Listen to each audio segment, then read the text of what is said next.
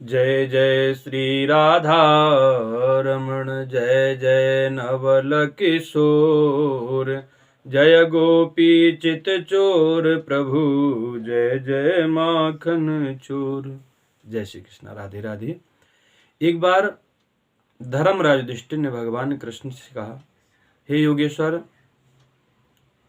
माघ मास के शुक्ल पक्ष की जो एकादशी होती है उसमें किस देवता का पूजन होता है, उनका क्या महत्तम है, किस नाम से वो जानी जाती हैं, उसके विषय में हमें बताएं।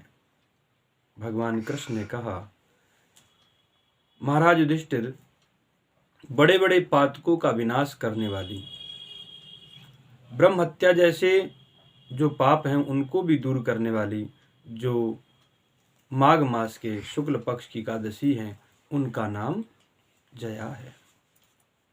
इनके मातम में एक कथा आती है। एक बार देवराज इंद्र अपने स्वर्ग में 50 करोड़ गंधर्वों के साथ नृत्य गायन का आयोजन हो रहा था, चल रहा था, और इंद्र उनका आनंद ले रहे थे। उस गंधर्वों में जो मुख्य माल्यवान था और अप्सराओं में जो मुख्य पुष्पदंती नाम की जो अप्सरा थी, उसका प्रतिनिधित्व कर रही थी। लेकिन माल्यवान और पुष्पदंती ये एक दूसरे के रूप पर मोहित हो गए और उस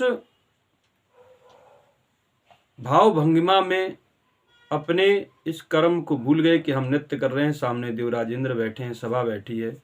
तो उसी समय उनके गान में विक्षिप्त हो गया,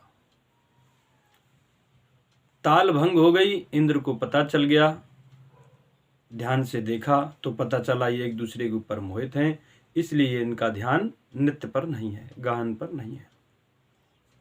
इंद्र को बहुत क्रोध आया और उसी समय उन्होंने श्राप दिया कि जाओ, तुम दोनों पिशाच हो जाओ और जाकर के धरती पे वास करो।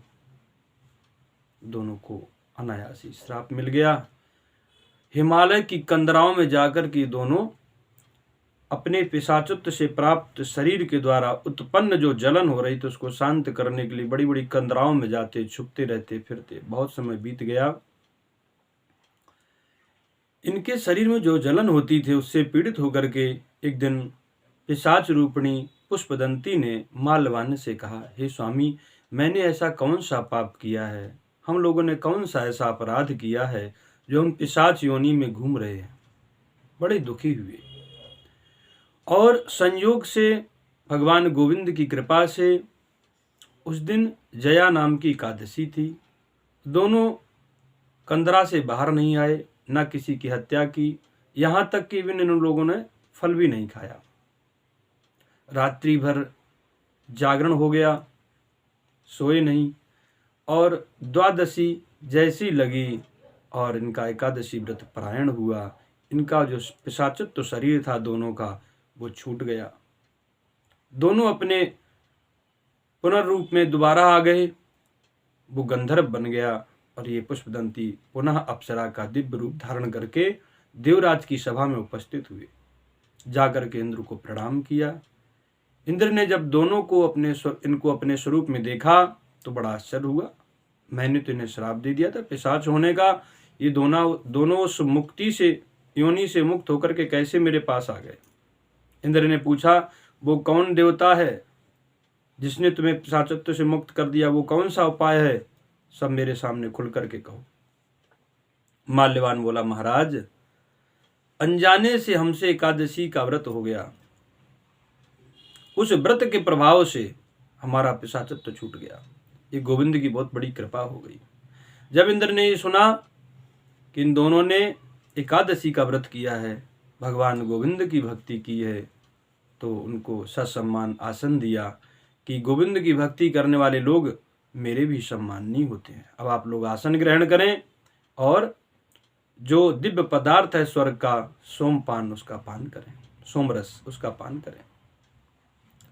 इधर जो इस कथा को सुनता है, इस महात्म को सुनता है, उसको कहा गया है अग्निहोष्ट यज्ञ का फल प्राप्त होता है।